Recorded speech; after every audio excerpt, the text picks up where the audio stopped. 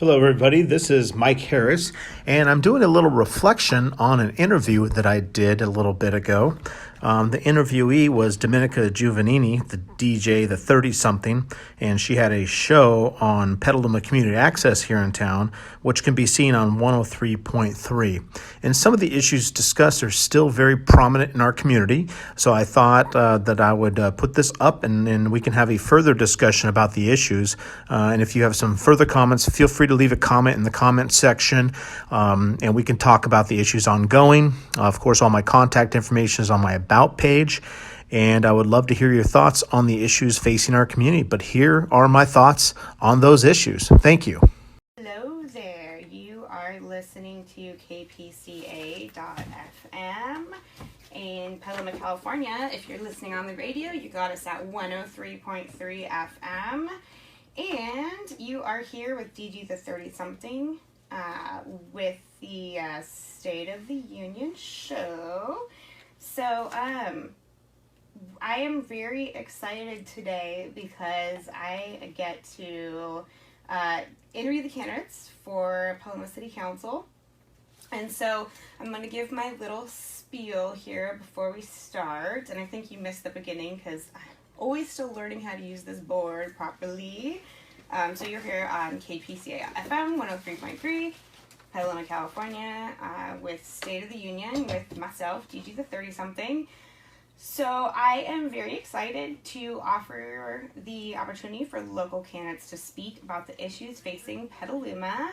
And you can check out the full schedule. We have a couple different producers that are dealing with, or not dealing with, but interviewing candidates. So you can get all that on the schedule at kpca.fm. And so what is expressed here, of course, does not reflect the opinions of KPCA, PCA, or its members. And no endorsements will be made over the air. So the second half of the show will be opened up for public questions. So you can email questions to DOMAYNE@maberme.com. You can ask questions via phone at 707-981-7577 or on the DG the 30-something Facebook page. So if you're on there, you're probably on there already. The phones are being answered by my content producer, Melissa, out there. So that's who you're going to hear first, and she is sending them over to me. For the purposes of these interviews, we'd like the questions to address future issues and the candidate's strategy to address those issues within Petaluma. I'd like to stay away from questions regarding political affiliation, voter history, or the like. And then all questions will be submitted to me anonymously, so we don't have to worry about who wants to be named and who doesn't. So let's get started. I am here with Mike Harris, and I am going to let him introduce himself. Great. Well, thank you very much, Domenica, and thank you to KPCA for having this opportunity to speak about the issues in Petaluma.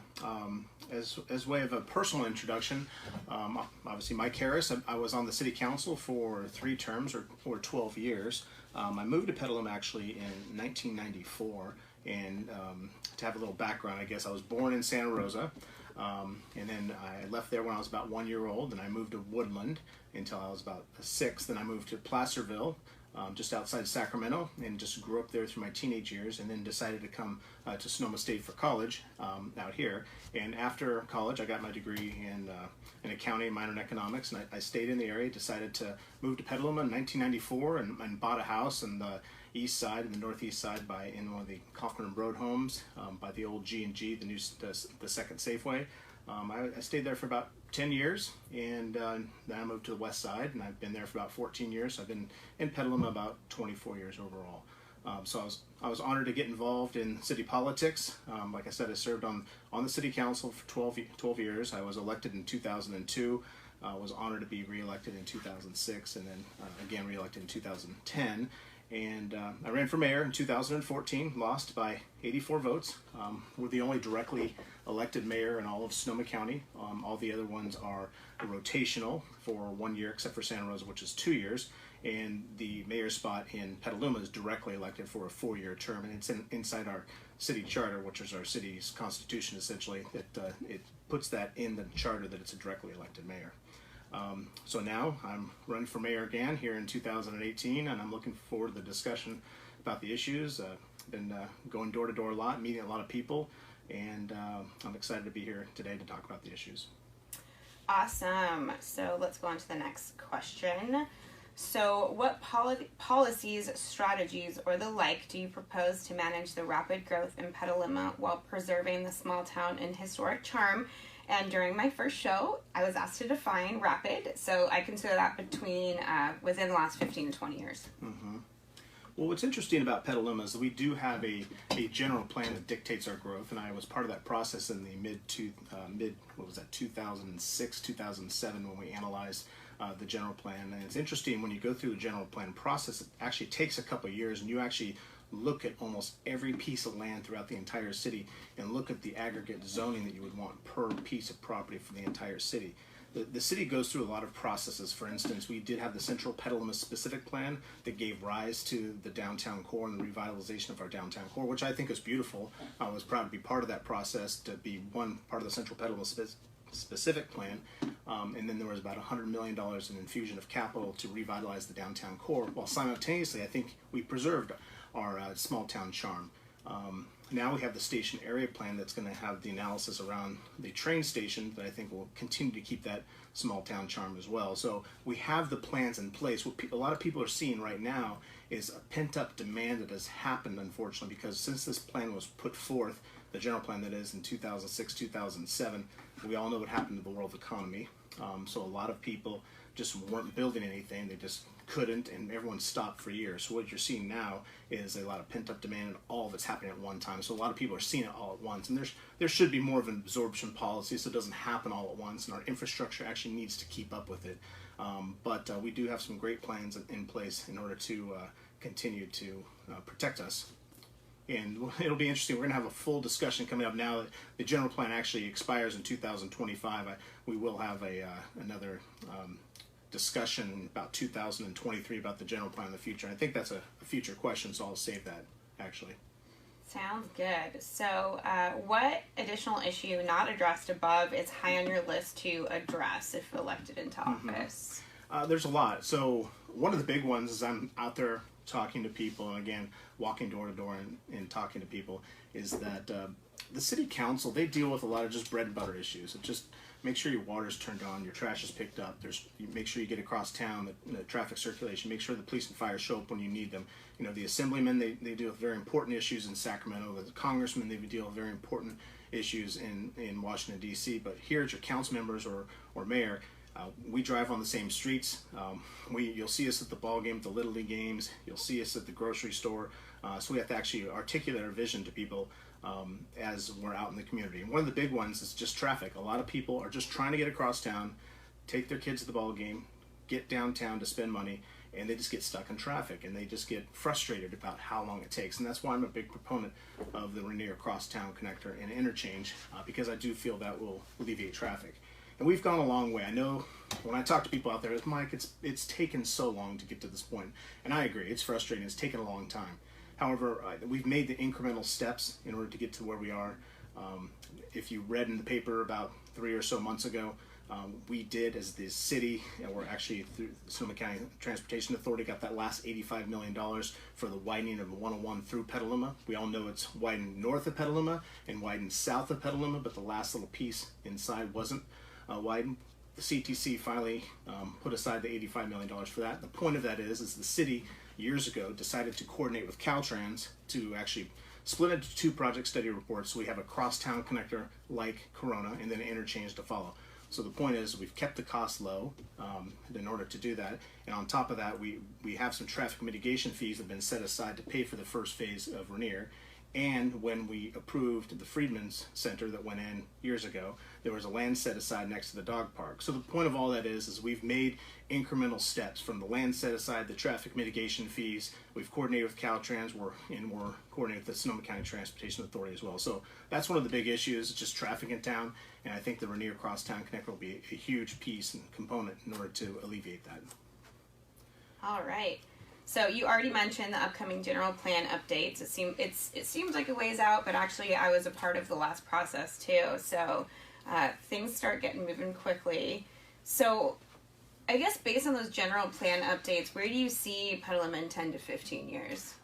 Continue to have managed growth, because inside the general plan, and at the same time I should say, there's an urban growth boundary that protects us from sprawl, and that's what gives Petaluma its charm, is not just being like any town. It has an urban growth boundary around it, so we can't continue to grow outside. That expires in 2025 as well, and that was voted on by a vote of the people, so that'll have to be re-upped and put on the ballot again to continue that to coincide with the new general plan. But you're right, it's a long process, and it's a good process. It's hundreds of hours of hearings, multiple hearings, different groups get together, and this is where the community really shines, because how many people get involved. We already actually have money set aside in the budget for the city's budget in our reserves to pay for the general plan update here in the coming year. So it's good that we're already planning for it. And that process will probably start in around the 2023 timeframe to start talking about that, and I look forward to that process. Alrighty, so is there any additional information you'd like to provide, or? Sure, I only gave you one issue, so I can go back. Yeah. So whatever you want to do. We kept going forward, which is fine. There's some other big issues. The fairgrounds, that's a huge issue in town. What's interesting is that a lot of people don't know is the fair board is appointed by the governor. Of course, the city council and the mayor, they're elected by the citizens of Petaluma. Well, both groups are different. They have to come together and actually find the greatest and best use of the fairgrounds right now. What people don't realize is that we are in a 50-year lease. We're at the 45th year of the 50-year lease. The lease at the fairgrounds expires in 2023. Right now, the fair board can't get bonding capacity to upgrade the facilities at the fairgrounds. Because there's only 5 years left, no one will give them bonding capacity to upgrade the facilities. If you go out there, you'll see some of the areas are dilapidated, unfortunately. So they have the incentive to come to the table. Now the city, we have an incentive to have them come to the table as well, because we only get $1 a year for that land. Remember, 45 years ago, this land was at the edge of town, out of sight, out of mind. Well, now it's in the middle of town, and it's one of the most prime pieces of property, and we can do some great things there, and it's very exciting to be a part of that process. One of the things that I've been talking about is actually having a convention center there of some sort. We can keep the fair there. We need to keep it there for our agricultural roots and just a nod to our heritage and history. But if we had a convention center there as well, the fair board and the fairgrounds committee, they could use the convention during the fair, and then the city could have it the remaining 49 weeks of the year. We could attract some great attractions to town. We're so uniquely positioned as a city that we have the train in the middle of town. And if we could upgrade D Street, we could have a nice walking promenade to the fairgrounds, and on top of that, go to a convention center, and we could really be a huge draw into town. And I look forward to being a part of that process. So I know that'll be ramped up as well. So there'll be some big issues that come before us, from the general plan that we already talked about that'll be up in 2023. This lease comes up in 2023, so we have to talk about it way before that, probably in 2020 or 2021. We need to talk about that now. So that's a huge issue as well. Since I brought up the train, one of the other big issues is the second train station. It's been talked about that potentially a second train station in the northern quadrant. I think that would be huge to have a second train station up there for many reasons. One is everyone sees the housing that's being built there. But if we can have the train station, the second one, near where people are living, that would be even better. And on top of that, you don't build a train station because of this, but there is Lagunitas up there as well, so it can help with the attraction.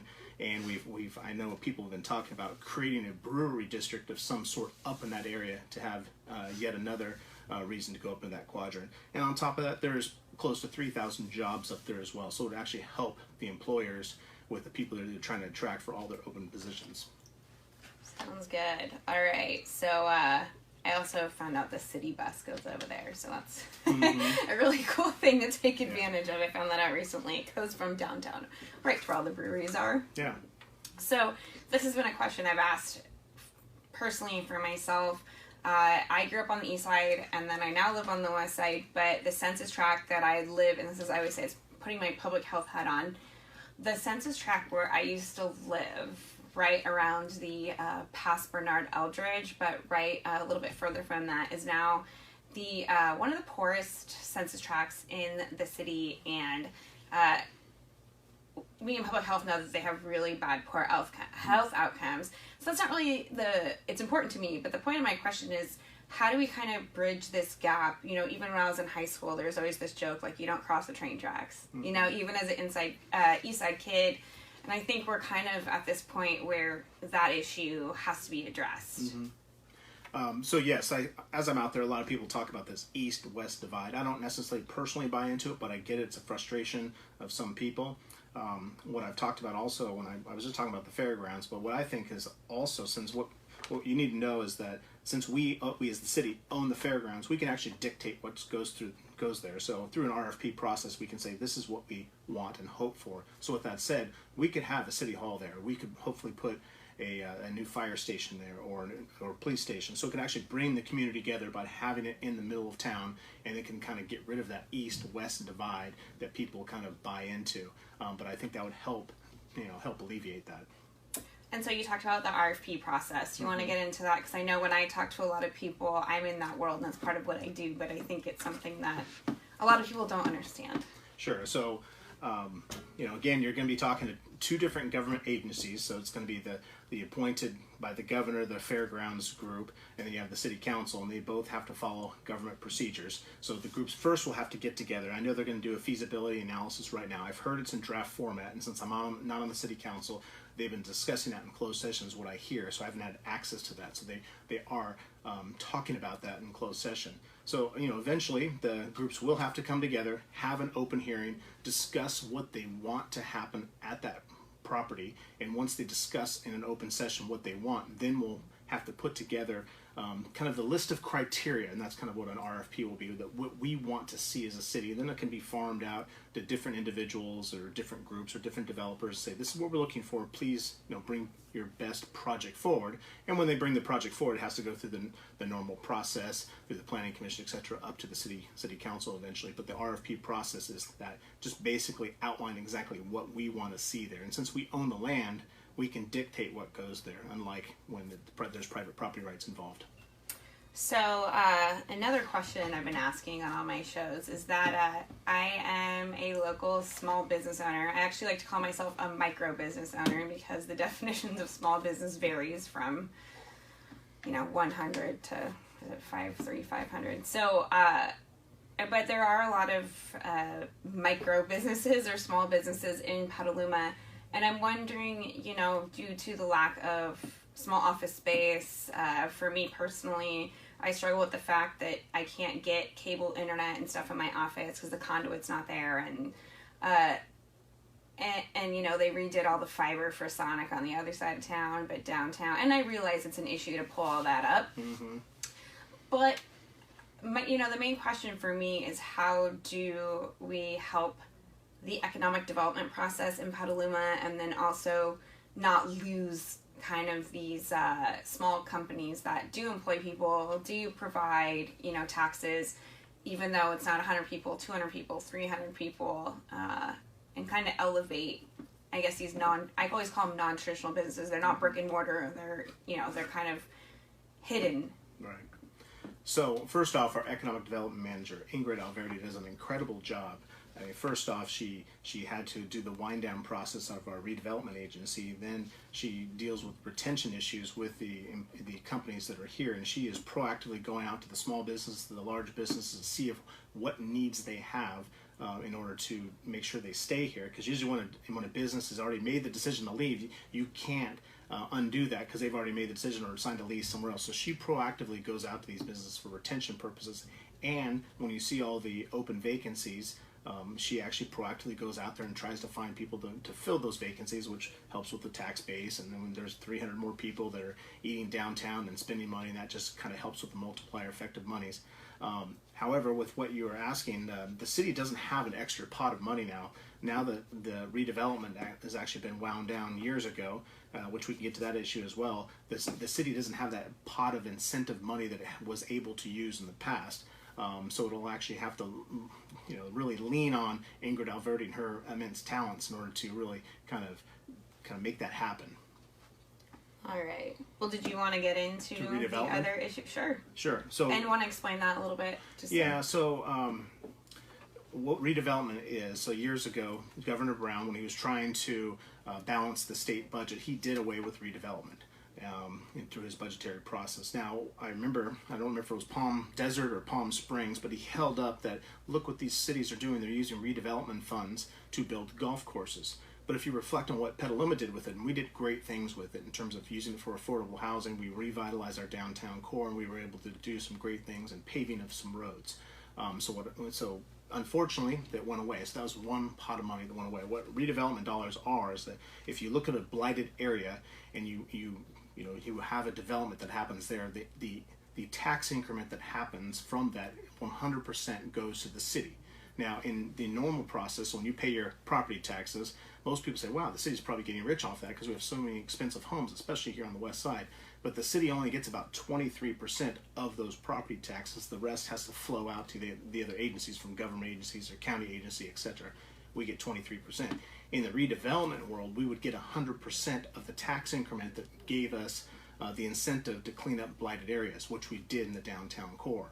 And that was a nice pot of money that we can use for incentives. That went away. I'm hoping with the new governor, whomever it is, it's most likely going to be Gavin Newsom in January, that we can actually talk to our representatives in Sacramento to have a redevelopment part 2 of some sort, and then we can really hyper focus it on it, maybe affordable housing or items like that. So then we would have another pot of money, because the city obviously has some challenges, which we can get to that as well in terms of our budget.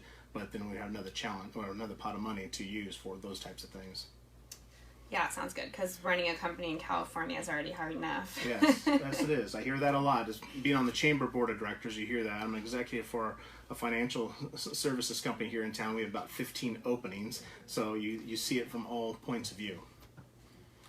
Well, and I guess I do kind of want to get into the affordable housing issue. There is no easy answer to address it, but I maybe it's just some ideas or brainstorming, because we see, a lot of people that work in Petaluma have to commute to Marin, San Francisco, even Contra Costa County. Mm-hmm. And, how can we remedy the issue to allow people to make enough money here to live here? Mm-hmm. It's a tough one, because when you hear in that example you just gave, when people are driving an hour or hour and a half or maybe 2 hours, that's simply a quality of life issue. And you can see why people get mad in their car, everything, get frustrated. And then they don't have enough time with their kids, and then they're getting home late, and they just have time to put food on the table and go to sleep and go do it again the next day. And the other problem with that is you have less people that are going to get involved with city committees and that type of thing. So you're taking out a whole group of people that aren't going to get involved in the city because they have to drive so far to their work. But in terms of affordable housing, it's such a huge issue across the board, from employers trying to attract talent to the citizens here that are trying to afford to stay here. One of the ways to alleviate it potentially is what I just mentioned about redevelopment. If we had a redevelopment part 2, at least we might have a pot of money there at that point we can actually use for hopefully affordable housing. I've also heard discussed, and I'm supportive of this, at least looking at it in terms of looking at industrial zones and see if we want to zone that or change the zoning or have a mixed use zoning to allow residential in certain industrial areas as well, because there's at least free up some of the areas there that are underutilized right now.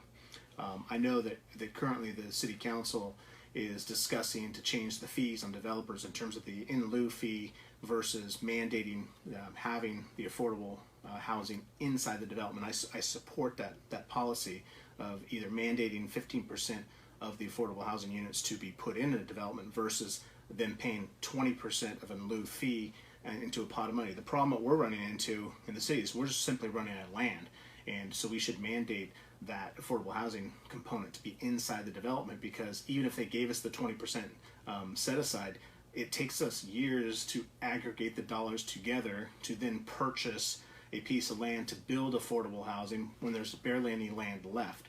So that's another piece. I know the city council is doing that, and I do support that. And also in our downtown core, since we do have the station area plan that moved forward, we probably need to build up in the inner core down there near the train station as well and have affordable housing units there. So it's multifaceted. It's a huge issue, region-wide, California-wide, in the Bay Area. A lot of people are struggling with it, but those are some quick little pieces that we can do. But it's going to continue to be an issue. Well, I was going to ask you about parking. I think you kind of touched on that in the downtown area.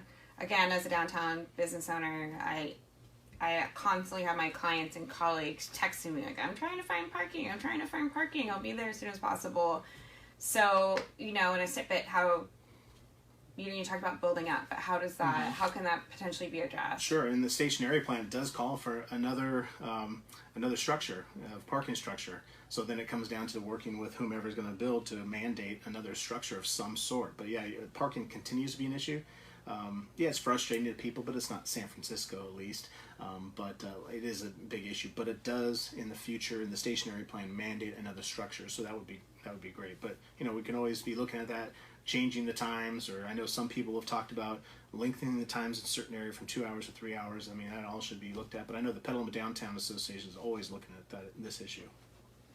All right, so I do have a question from the public about, of course, we're coming up on the 1-year anniversary of the fires in Sonoma County.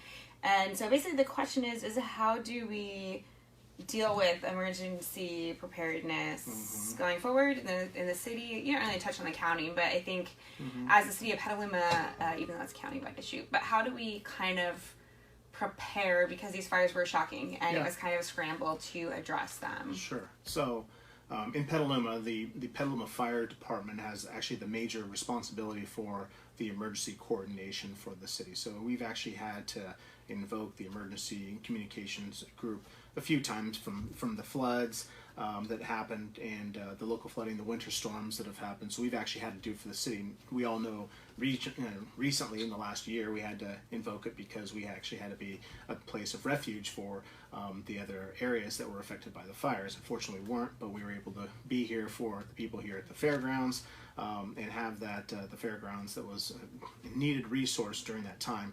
So I guess the question is, are we prepared? The answer is yes, we are prepared. And the fire department has an action plan they analyze through the county and they bring it to the council. I haven't been on the council in a couple of years, so I haven't seen their latest one, but they would always bring their action plan and show what they were prepared to do.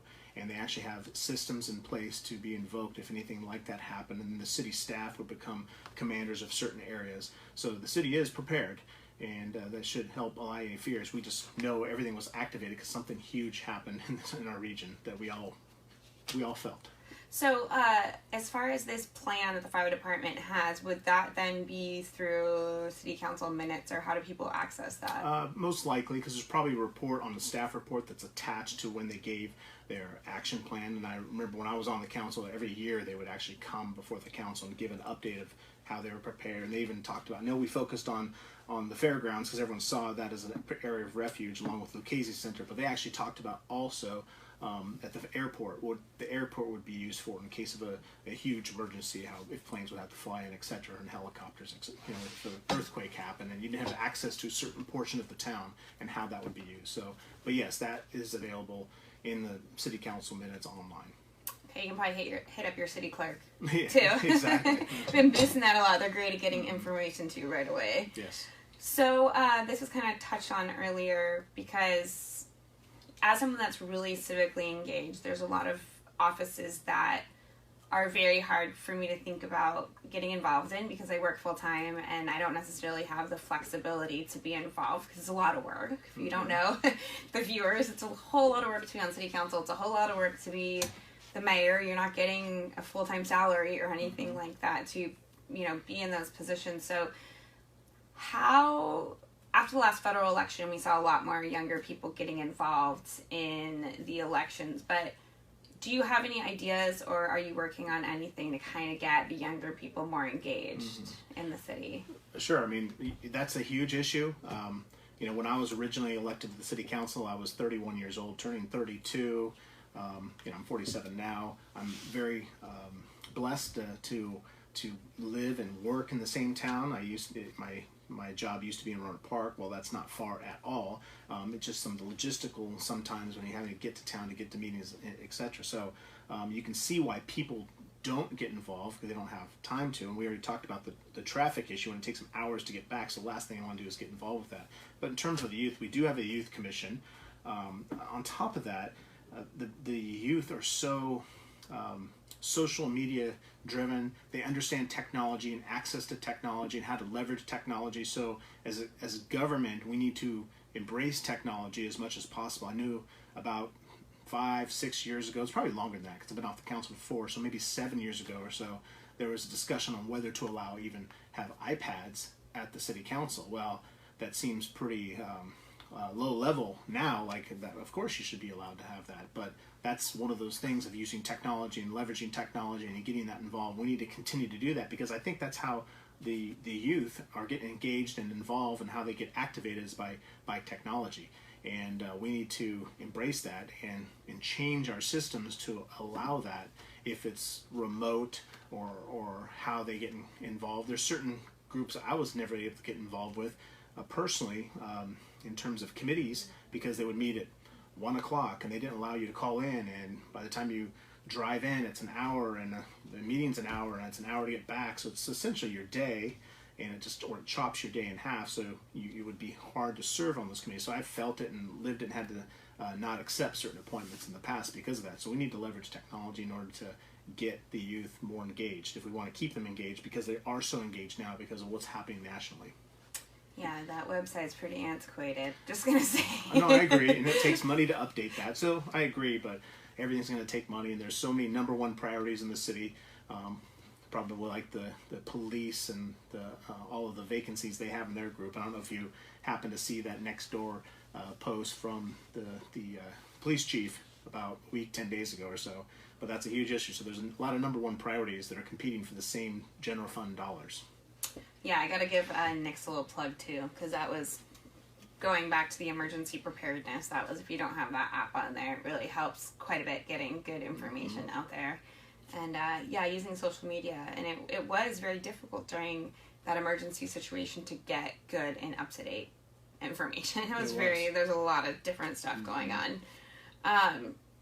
And so, kind of keeping on that young person gauge, so I was, if you don't know, viewers, I've said it many times, I was a part of the Teen Council, is what it used to be called. I was one of the founding members. It's been in Petaluma for most all my life. And the biggest change that I've seen is that, and I'm not knocking the Youth Commission, but we used to address way more social issues. And so I'm wondering, again, back to that we've obviously seen a huge change in how everyone, not just young people, are being involved. And I guess it's kind of, this is a nonpartisan election, but how can potentially, or is it even appropriate for city council and mayoral candidates or people that are in those seats to kind of be a part of these broader social issues that are going on in the country? Oh, of course. They should be definitely involved, and the youth will see the elected leaders are involved, so that's kind of a bridge for them to see that that's why they're involved and why they should continue to be involved. So I embrace that. People should get involved in whatever social issue that is their number one issue, no matter where you are in the political spectrum. Get involved, because once you're involved, then you stay involved. The things you focus on may change over time, but you're going to stay involved in some capacity, and that's the key. Is once you're involved, you stay involved, and I embrace that. In terms of the Youth Commission, in terms of its purview and what it focuses on, no, I agree. We should always be re-looking at all of the purview of what our individual groups, if it's commissions or committees, and what they're doing. So updating the Youth Commission is always one we can look at. We tended to look at the purview of those groups every couple of years as well on the council. Well, I think that's a good point, because there are a lot of committees and commissions, and it's my personal opinion that those scopes should be looked at. And things get antiquated, things change, and just like anything, you always need to keep re-looking at it to freshen it up. Yeah, and I think it's gotten better, but in some respects, but we used to have a teen center, and there was this big fight over the skate park, which is still there. But I always say, in a lot of the work I do, is that the teenagers is a forgotten generation. Mm-hmm. So there's a lot of support for kids, or there's a lot of support for potentially high school students in school. Mm-hmm. But I always see this huge gap in not just necessarily recreational activities, but and again, the city's, we got somewhere to go. Yeah, well, not only where to go, like, I get it, the city's strapped, and I have a lot of my ideas that you can see on election night if you want to tune in, but I guess I'm just wondering, beyond the engagement, how do we keep them out of trouble? And again, it's not just recreational. I really believe that this is like a forgotten generation across the country. It's very hard to get funding for teen programs. Yeah. No, it's just the typical fighting for the few resources that are left in the general fund. Our general fund is only about $46 million for the entire city. The overall budget's about $170 million, but for the general fund, which pays for police and fire and potholes, etc., is about $46 million. So there's always a competition for the same dollars, and costs continue to go up. If it's PERS or the pension liabilities, or if it's cost of health care, and it's things continue to go up, and we just need to keep attracting business to town, or we'll never be able to address these certain issues. But yes, we need to have these opportunities for the teens. I know that we had the community service, the community officers that are going back into the schools, which I've heard might be pulled out now because of the staffing issues. But separately, that's how you keep kids out of trouble as well, by having those. But that's another issue in terms of competition for dollars and vacancies in our police department that have currently 15 vacancies, and I know we could touch on that if you want to. So that I mentioned briefly earlier about I heard Chief Savano had actually put something out on Nixle and on Nextdoor, and it was a whole full analysis. And what happens is in the national average for cities that are in the 50,000 to 99,000 population, which is us, the national average is about 1.7 officers per thousand, and the California average is 1.4, and we are actually at 1.06. Our own general plan that we all approved, it says 1.3, but we're currently at 1.06. So you can see the difference.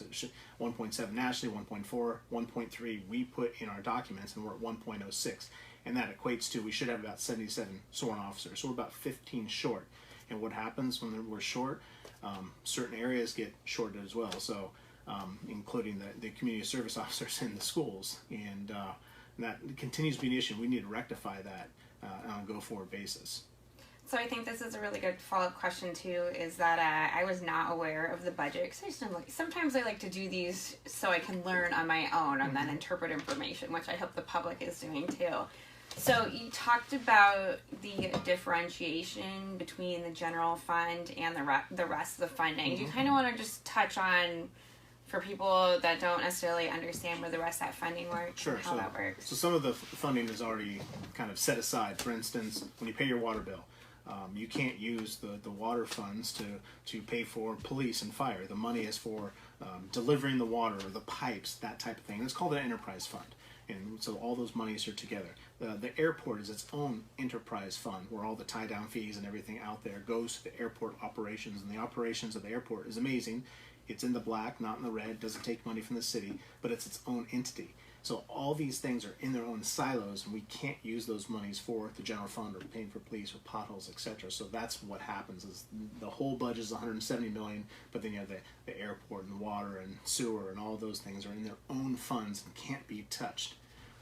So that's the big difference, and that's a huge difference in the budget. But hey, we have to deliver water to 59,000 people. Well, and then so the city staff salaries then come out of the general fund. Mostly, sometimes, of course, if you work in the water department, it can come out of that. If you do certain duties, and let's say you have 100% of your time, but 80% of the time you work on this, but 20% of the time you work on that, you can, and through a cost measure, allocate it towards different funds if you work on that. So if a finance person works 20% of his time on water-related issues, you can put 20% of his salary towards the water, because it is salaries towards that. So, and then this is another good question, is all of government salaries are public information. Yes. And then, so how do citizens, if they find something they don't like in a city employee salary, what's the process to get involved? To get involved, you can always go to a city council meeting and speak. There's an open comment section at the beginning of each meeting that you can talk about any subject that's not on the agenda. If it's on the agenda, you have another specific time to talk about it. You can email the city clerk, and if you email the city clerk, it's actually part of the public information. It gets replicated to all the council members and mayor. Or you can email the council members and mayor directly. Or you can email the city manager, who actually works for the city council. He's essentially the CEO of the city and does the day-to-day work on behalf of the council based on the direction of the council. And then, of course, the council members or mayor, they work for the citizens of Petaluma. So they, and hopefully me, if I'm honored to be elected, work for the citizens of Petaluma. So you tell them that they're your elected representatives. If you don't like something in the budget, then you need to tell them. You know, I've gone through the budget. There's not a lot of fat. It's a long document. It's 398 pages in the last 2018-2019 budget. So 398 pages. However, if you don't have time to look at all 398 pages, there's a 10-page city manager overview that's very important. So if you just have time just to read that, take the time, read that, and see what the city's up against and what we're dealing with in the next 5 years. Now, the budget document is a one-year document. However, they do talk in 5-year increments as well when we look into the future. So you did touch on this a little bit, but we do have another public question. So outside of redevelopment fees, is there any, so I'm going to reframe it a little bit. So is there any other funding for infrastructure, and then how can we plan for better roads and other sort of infrastructure? And I'll follow up with another question, but maybe you want to address with that first.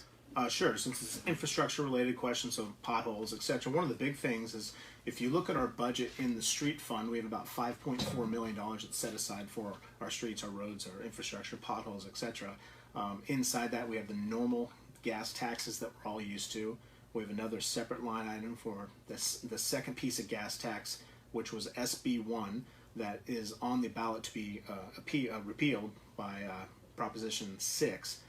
There's another piece of it that's the franchise fees that is from Ecology, our garbage contractor, and then some Measure M dollars, the 2004 Measure M, not the current Measure M that's on the ballot for the library. So all those together is about $5.4 million. So the first off, to answer the question directly, I think it's very important that since the city has already shown with the little funds they do have in the street funds, they can actually do a lot with the few funds they have. It's very important that we make sure that Proposition 6 does not pass, and I'm personally not supporting Proposition 6, and I would encourage a no vote on that. Expand on that, what sure. it is. Well, that's the repeal of SB1, which is 12 cents of the gas tax. Now, most people say, "Oh, gas is so expensive." You're right. Gas is expensive. We need more competition. However, the city has shown that it can leverage those dollars and actually pay for the infrastructure. So the monies can't be used for general fund. It's actually dedicated to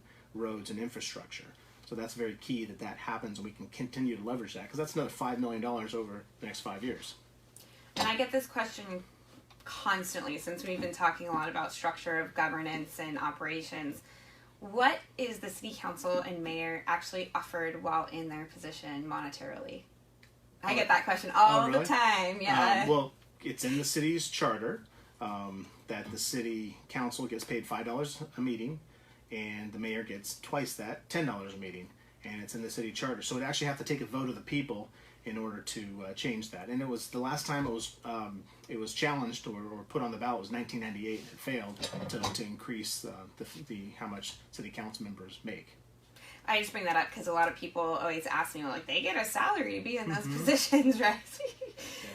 And it's not a popular thing to end up paying them, but you end up with a lot of people that are either retired or something that if you want a mix of people on the city council, you probably in the future, and I'm not advocating for this at all, but in the future, pay your council members in some capacity in the next 6-10 years or something in the future when budgets are different, because you can't do that now, or you'll end up with just retired folks on the council, and you want a mix of the community representing on the council.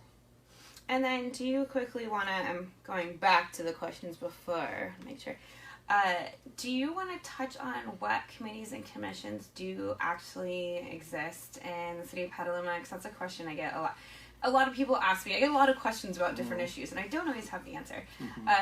But a lot of people ask me about the different committees and commissions, and, really short because we don't have a whole lot of time, but what are those, and then what capacity, whether they're advisory or what that kind of looks like. Yeah, they're all advisory. You have the Planning Commission, which is a lot of work, and you deal with land use issues there. You have a Parks and Recs Commission, which is kind of self-explanatory in terms of our Parks and Recs. You have an Airport Commission. That was one I had more fun on that commission than almost any when I was on the airport, because I knew nothing about the airport operations when I joined the council. Now I know a lot about it because I was on that commission for numerous years. So there's many commissions, from the Youth Commission, and just kind of, if you want to get involved, just go to the cityofpetaluma.net, go to the city clerk's website, make sure you sign up for when the notifications happen, because usually each April, May-ish, in that range, the city council appoints to these open positions. So if you want to get involved in your government, you can get involved in the Planning Commission, the Parks and Recs Commission, Airport Commission, Youth Commission, etc. Art Commission. And Art Commission. There's a Public Art Commission, which I heard they had a huge issue lately in terms of what they got involved with. So you can get involved with that commission as well. So there's a lot of commissions you can get involved with, or committees, and get involved. That's the key. I don't want to get deep into that, but I think it goes back to the RFP and procurement process in the city, because there was a lot about the current community art, and then there was a lot about the animal shelter management. Mm-hmm. And I think there was a lot of misunderstanding about how that process works. Yeah. So again, you kind of touch on it, but from a procurement standpoint, what actually occurs from the point, say, hey, we have to renegotiate this contract, mm-hmm. or we have to allot this funding, and I will say that the community art, that's specifically earmarked for that, like you said before, because mm-hmm. a lot of people are saying, let's use it for roads. That's just not an option. Sure. But from start to finish, what does it look like when that contract is ready to be negotiated? Sure. So yeah, you're right on the art one. That's a 1% fee that's assessed on developers of above ground of how much it costs, and that's put into an art fee that the Art Commission analyzes. But I'll focus on the Animal Services Committee, because I was part of that whole process. Since I'm not on the council now, I wasn't part of that art process in terms of the latest decision. But on the animal services, I remember during the downturn in the economy back in 2008 or so, we had to privatize a few things, from janitorial to the animal shelter, and we actually outsourced it to this private foundation, which they managed it for many years, and as we did that process, we wanted to have a complete RFP process. This is now that the city was taking care of the animal shelter, but however, if we have a private entity take this over, these are the concepts we want them to make sure they take care of. So we had our city staff analyze it, and because we're dealing with animals here, we want to make sure that nothing happens to the animals through that process. So they took over the contract, and they had, I think, 2-3 year, if I remember correctly, terms with 1 year renewals after that. And then the contract came back up this last year for renewal. They did another RFP process, and three presentations were presented, and the council and their moved forward with who currently got the contract. So it's a whole process that privatized one started back in 2008 and had a couple 3-year contracts and 1-year renewals. Yeah, and that did change hands, I think that was again, I always encourage people to kind of, as best as you can, understand governance first, operations, and get into that. So I don't know, we're kind of in our last few minutes. Is there anything else you wanted to add or touch on before we leave here? Just the other last thing, it's an inside baseball type of thing, but just keep following the city manager process. The city manager, who's been with us for 10 years, has decided to retire. He did I remember I was one of the votes to bring him here, and then all of a sudden 2008 happened, said, welcome to Petaluma, now do austerity policies. So he's been with us for 10 years, so we should thank him for the work that he's done. But now that he's decided to retire, now that he's at the end of November, so whoever the mayor, new council makeup is, this will be one of the biggest decisions, because this is the CEO of the city that does the day-to-day operations for the city after getting the direction from the city council. So it's going to be a huge issue. I personally think whomever takes over that position should have a strong background in economic development, because that's what we sorely need as a city. And I think that will look heavily upon that through when you go through all the applications and resumes for that position. So I would ask the community to make sure there's a lot of transparency in that process, because even though that's an inside baseball decision, it's one of the biggest decisions that the council will make, that people don't realize the repercussions of that decision because of who that person could be. And I think it's very important for economic development. And when exactly is that contract going to be put out, and then call it a contract? But Sure. When is that all going to happen? Well, I haven't talked to him, but he said at the end of November that he is retiring, so take him at that word. So December 1st, it's officially going to be open, and the council, and I'm remembering the process that we went through last time, and they might be discussing this in closed session right now that I don't know, but before that we actually hired an outside person to do the recruiting for us, and they actually do a national search because it's a big position, and you get probably hundreds of responses. They whittle them down to X amount, and then the council decides to interview so many. We probably interviewed close to 10 people last time in 2008.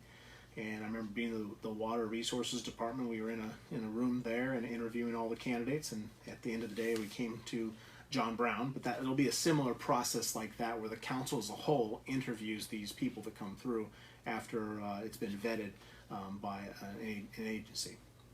And this is just a random question I have, is how many, because we are talking about this position, how many city employees around are there that they oversee?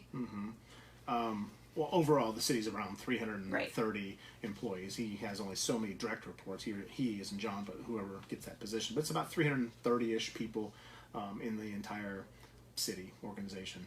So it's a decent size organization if it was equivalent to a business. Awesome. Well, so thank you very much for being here. Thank you. I am going to just add that next Tuesday, 7 o'clock, I will have Michael Regan, who's running for council. And I did want to add, I just decided, that's why I can talk about it now, is I will be airing on the election night, and you'll get to hear a little bit about how I have processed all these issues, because I am learning as much as everyone else through this process. Finally, I do want to say that if you only got part of this video, or you're trying to refer other people to it, the videos will be on Facebook if you're on Facebook, but then I also put them on my website, and that is www.domenica.ninja, and I'm trying to get those up there within a week or so. And also, I was asked to share the contact information. Again, you can get the contact information from the city clerk of all the candidates, but it will also be listed underneath that video if you're interested. So please direct all your questions directly to them. And then if you have questions for me, my contact is very easy.